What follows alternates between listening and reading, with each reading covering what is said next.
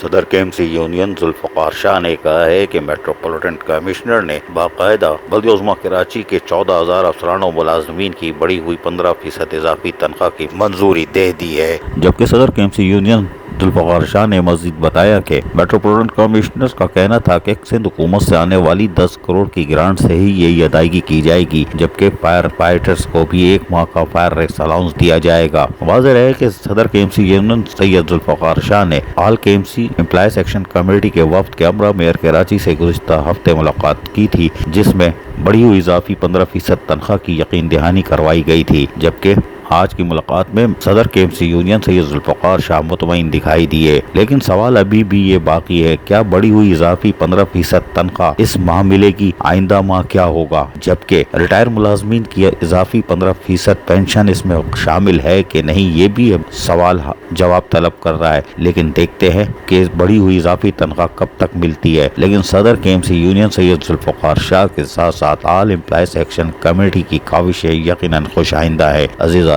KBS بلدیاتی news Karachi.